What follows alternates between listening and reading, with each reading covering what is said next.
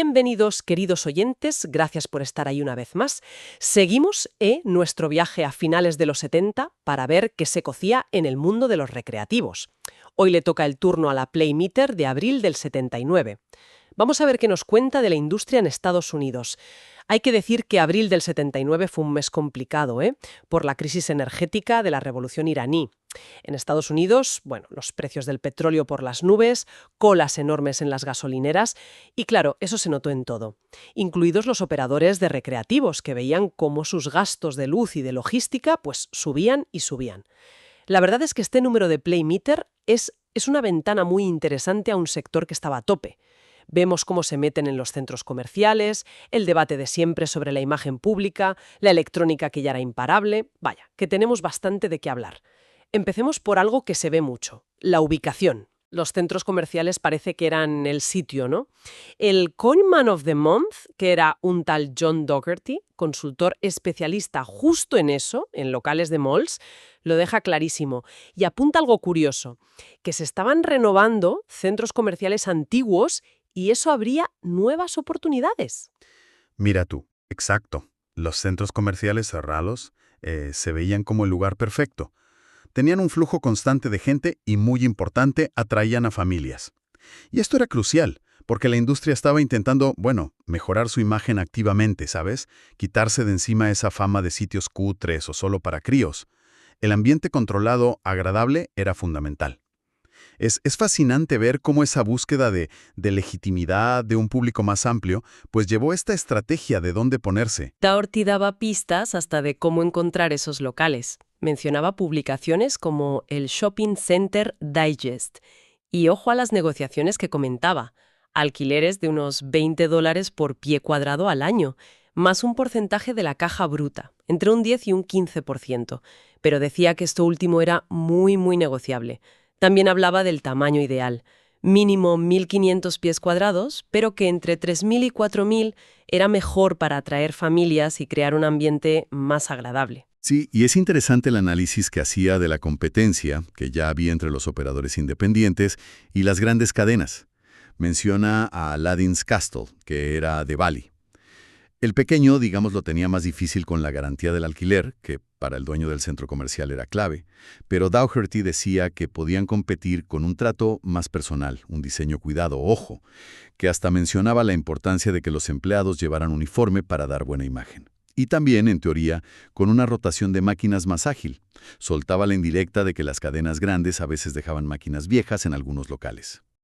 Y un detallito curioso, Dougherty como que le quitaba importancia a tener una fachada gigante. Pone el ejemplo de un sitio en Virginia, Spaceway Raceway, con solo 6 metros de fachada, pero que por dentro era como una T y aprovechaba mucho espacio detrás. Ingeniosa, la verdad. Exacto.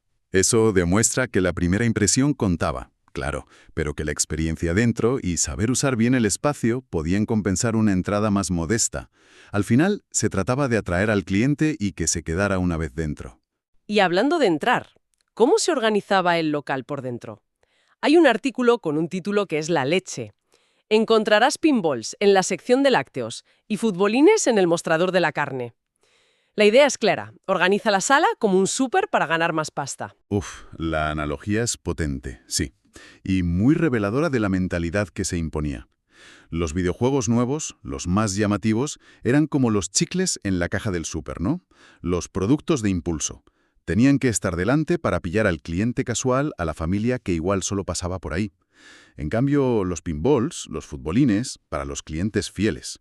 Esos eran como el pan y la leche. Productos básicos que el cliente ya busca, aunque estén más al fondo. Es una estrategia clara para segmentar y atraer a distintos públicos a la vez. Muy pensado.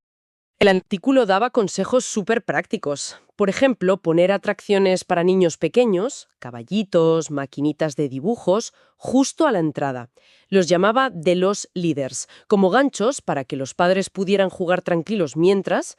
Incluso sugería una cosa increíble: adaptar pinballs viejos, electromecánicos, con patas cortas y jugando a 5 céntimos para los niños. Sí, sí. Imagina la escena. Una solución muy pragmática, casi de andar por casa vista hoy. Pero vamos, ilustra perfectamente hasta qué punto se pensaba en atraer a toda la familia, no solo al jugador típico. También insistían mucho en pasillos anchos, de 1,5 m o 2 metros, para que no hubiera agobios. Importante para atraer adultos, decían. Claro, que la gente se sintiera cómoda. Y otro detalle, las máquinas de cambio bien visibles al principio. Mencionaban de pasada que las que ya aceptaban billetes de $5 parecía que subían un poquito la recaudación. Pequeños detalles que facilitaban gastar. Claro, todo suma. Y sobre la distribución, sugerían mezclar tipos de juego en las filas. Vídeo, pinball, vídeo, por ejemplo, para animar a la gente a probar otras cosas. Esa mezcla era clave, sí. Dougherty también lo comentaba en su entrevista. Decía que un 40-50% de pinballs era un buen equilibrio. Quizá un 60% si había muchos clientes fijos de pinball. Pero, matizaba, si había mucho paso de gente esporádica o si estaban prohibidas las partidas gratis, mencionaba Oklahoma, entonces mejor menos pinballs. Y esto encaja, porque los pinballs electrónicos, los de estado sólido, estaban pegando fuerte, y según Dougherty, recaudaban también como los videojuegos. Ya no eran el hermano pobre, ¿eh? Cambiemos un poco de tema, porque también había jaleo y debate en el sector. Parece que una peli, Tilt, con Gluck Seals jovencísima, montó algo de revuelo. Roger C. Sharp, que era un pez gordo del mundillo del pinball, escribió un playmeter muy alarmado por la mala imagen que podía dar la peli. Asociaba al juego con apuestas, con ambientes chungos, pero ojo, que no todos estaban de acuerdo. Aquí se pone interesante la cosa. Cierto, cierto. La revista publicó réplicas. Un tal Paul M. Thiele mandó una carta diciendo que Sharp exageraba, que la peli era malilla y que no tendría impacto real. Decía que era ridículo pensar que los operadores fueran a hacer piquetes en los cines. Y otra carta, de Louis Boasberg, citaba la letra de la canción principal, Pinball That's All, como prueba de que no podía ser tan mala para la imagen del pinball. Este debate refleja muy bien esa preocupación constante de la industria por su reputación, ¿no? Siempre mirando de reojo cómo les veían desde fuera. Y aparte de esta polémica del cine, hubo más noticias en abril del 79. Por un lado, temas legales. Stern Electronics pedía ayuda a los lectores para encontrar y luchar contra leyes locales que todavía restringían los pinballs en algunos sitios. Y la AMOA, la Asociación de Operadores, creó un fondo legal para pelear contra el Copyrights Royalty Tribunal. Les exigían listas de dónde tenían las jukeboxes y lo veían como una intromisión. Sí. Y mientras unos peleaban contra regulaciones, otros intentaban organizarse para mejorar su imagen desde dentro. Hubo una reunión importante de las grandes cadenas de salas. Time Out, Aladdin's Castle, Sega Fan Centers. Querían formar su propia asociación. Distinta de la AMOA, que era más generalista. Esta sería para defender los intereses de las salas en centros comerciales y, bueno, mejorar la calidad y la percepción pública. Y a la vez, señales de que a los grandes les iba bien. Bally anunciaba beneficios récord y un stock split, una división de acciones, típico de empresas que crecen. Y no podemos olvidar algo práctico que estaba en el aire, la llegada inminente de la moneda de $1 en Estados Unidos. Los fabricantes de máquinas de cambio y contadoras, como Abbott y Standard Changemakers, ya anunciaban modelos preparados para ella, anticipándose al lío logístico, claro. Todos estos movimientos, la polémica por la imagen, las peleas legales, la organización de las cadenas, los resultados económicos, adaptarse a cambios como la nueva moneda, pues pintan un cuadro de una industria que se estaba volviendo más compleja, más organizada y muy, muy consciente de su entorno. Perfecto. Y ahora, a lo que nos gusta, a los hierros. ¿Qué máquinas se veían en los anuncios de Playmeter ese mes? ¿A qué se jugaba? Midway, por ejemplo, anunciaba un videojuego compacto, tipo Sit Down, más para bares, y Cinematronics, ojo, anunciaba Starhawk, un juego de naves con gráficos en 3D. Eso sí que era llamativo en el 79. Desde luego eso era tecnología punta. En Pinballs, Gottlieb sacaba Countdown. La revista decía que estaba muy bien, con muchas dianas abatibles. Y Atari, que se había hecho esperar, por fin lanzaba su pinball de Superman, de cuerpo ancho, aprovechando la licencia de la peli, que había sido un exitazo. El tema de las licencias ya empezaba a ser importante. Stern tampoco se quedaba quieta, ¿eh? Presentaba Trident, otro pinball que innovaba con las dianas. Tenía un banco que cambiaba el número de dianas que se veían, de 2 a 5. Le daba un toque dinámico. Por otro lado, Vector Beam, los de los gráficos vectoriales, sacaba Speed Freak, un juego de coches vertical para un jugador. Y Elliott Leisure se apuntaba a la moda disco con Disco 79, un pinball de cóctel para 4 jugadores. Curioso formato. Atari también tenía en el mercado el Video Pinball, ese híbrido extraño que intentaba llevar el pinball a la pantalla. Y casi como una anécdota en ese momento, pero que luego fue enorme, un anuncio de Nolan Bushnell. Acababa de irse de Atari y promocionaba su nueva aventura, Pizza Time Theater. Eso de mezclar pizza, recreativos y animales animatrónicos, bueno, ya sabemos la que lió después. Viendo todas estas máquinas juntas se ven las tendencias muy claras, ¿verdad? La electrónica de estado sólido ya era lo normal en pinballs.